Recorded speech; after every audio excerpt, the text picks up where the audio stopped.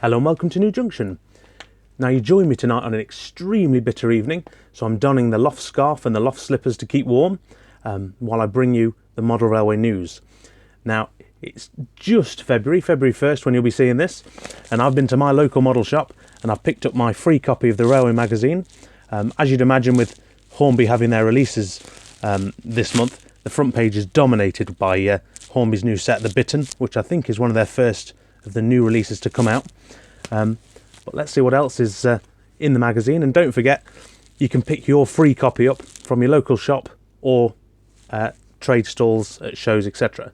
So join me now as we go through the magazine.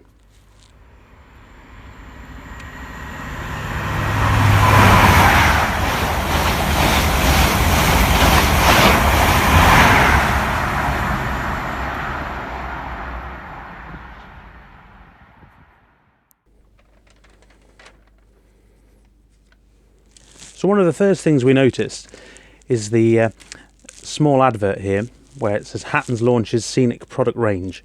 Now Hattons themselves have launched what they call their constructor range, which features wagon loads, ballast, separate pots, and they also do wagon load kits and oil spill kits and a track grime kit. Now this is something I've been watching with a keen interest, as in the next few weeks I'll be adding to the Scenic season and the Under Closer Inspection series, because I'm going to review the entire collection that they do, and I'm going to be quite honest with it, because as you know, New Junction was built ground up with the Woodland Scenic stuff, so it'll take a lot to knock the crown off the top spot, but fair play to Hattons for taking it on. And just to give you a bit of a sneak peek, there it is in all its glory. So that's soon to be done. Now just to highlight what we'll be doing, for example, I've been testing out the range. Here is a wagon, obviously, which as they come, and then here's one with coal loads. So as you can see, this is just using the, if I can focus you in, there we go. So the top one is how they arrive at the factory, and then this bottom one is literally just had some of the coal load. It takes literally 10 seconds to put that in. Literally, and you can see what a difference it makes. So I'm so far impressed, but the proper review video will be coming in the next few weeks, so I'm really looking forward to that.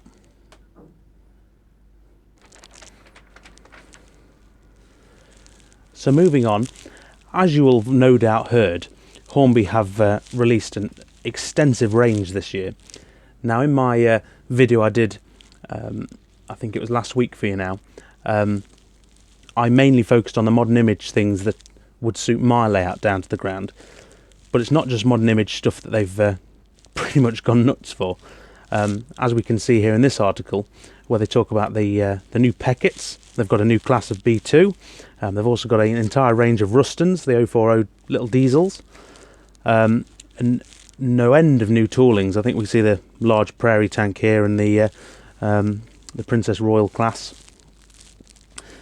They've also invested heavily with, I think it's Warner Brothers, and they're now bringing out the Harry Potter set again. So that's very interesting, because as we know, Hornby have recently dropped Thomas the Tank Engine, but in favour of going for, I suppose, Warner Brothers. So it'd be interesting to see if that gamble pays off for them. But in terms of the other models and the new tooling, I think it definitely shows Hornby are flexing their muscles and still in the game. And I'm definitely excited to see what they bring out. And they're definitely raising the bar again, so it's good to see.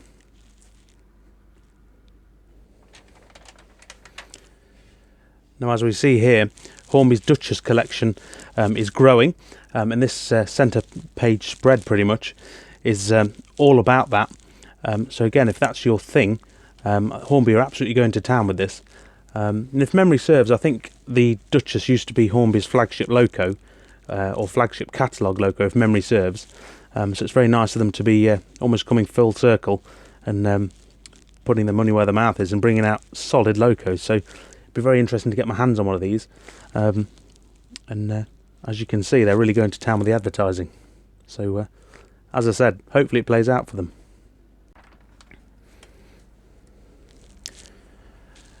Now in this article, it's about Backman bringing out the branch line catalogue for the 00 modelers and the new Graham Farish catalogue.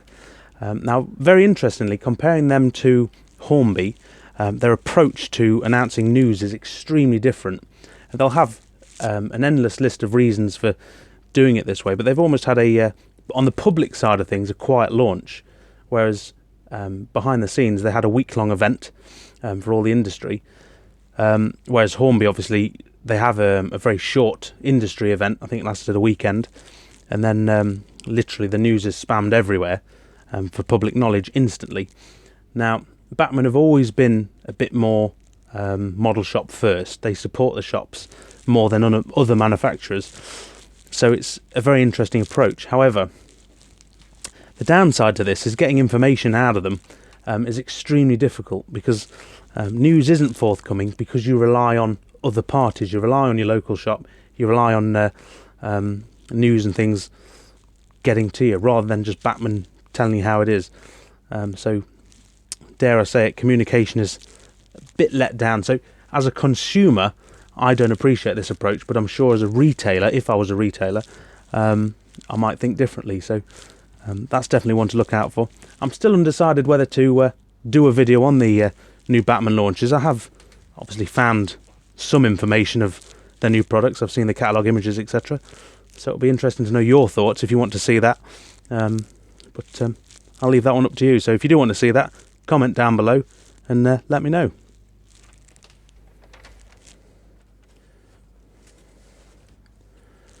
Now on this page is a very interesting article on what are my model locos and rolling stock really worth.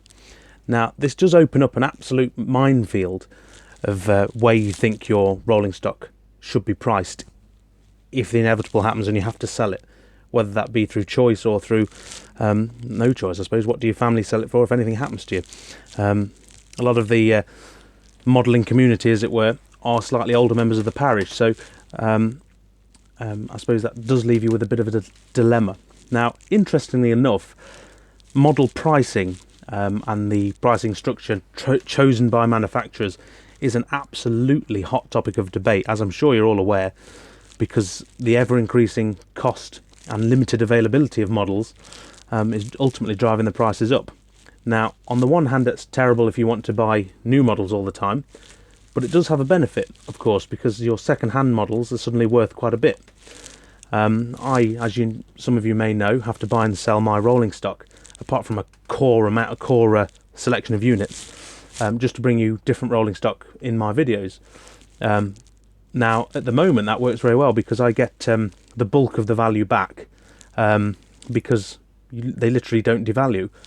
Now, if things were to change and second-hand items didn't sell very well because new items were cheaper, that would hinder someone like myself. But it does give you the option to chop and change your rolling stock.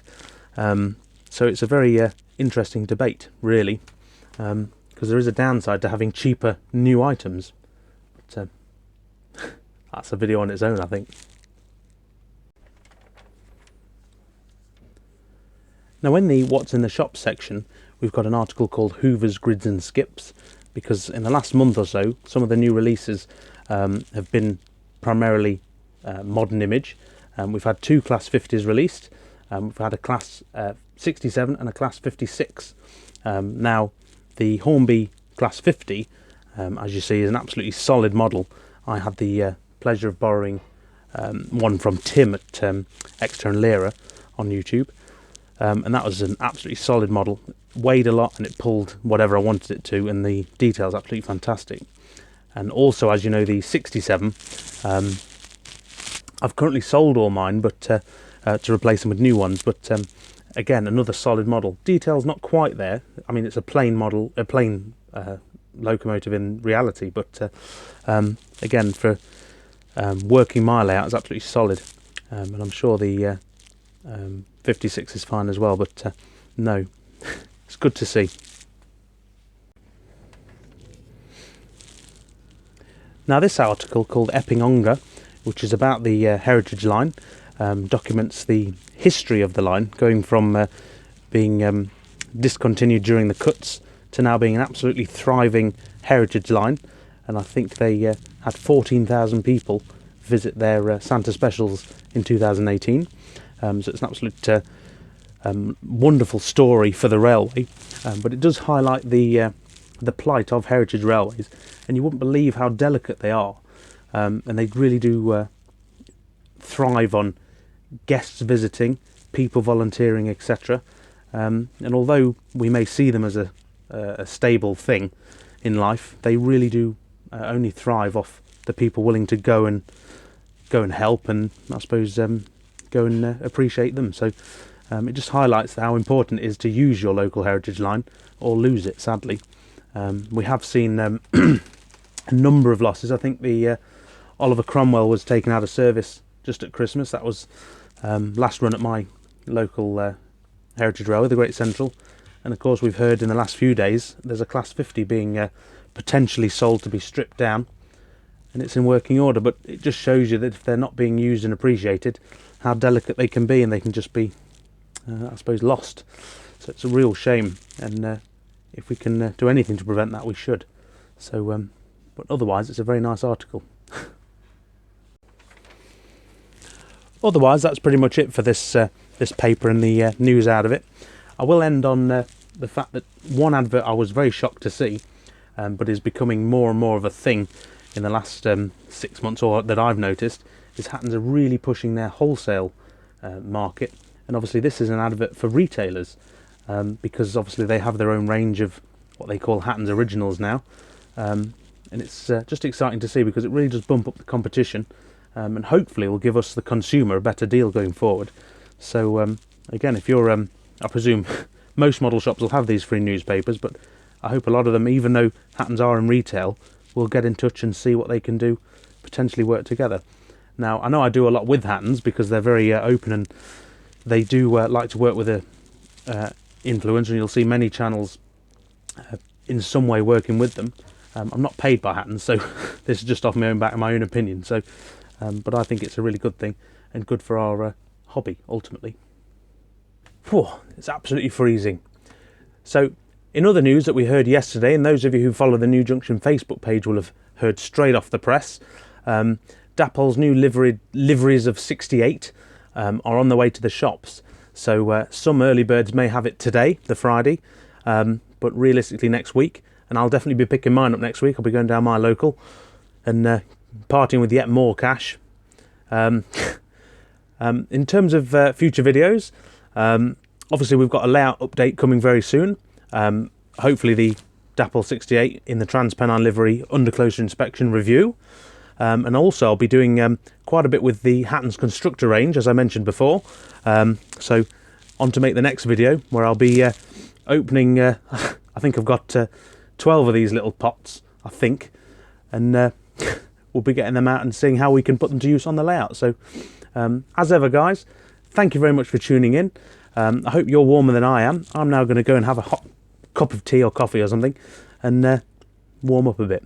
But as ever, thank you for watching, and I'll see you on the next one. Take care, guys.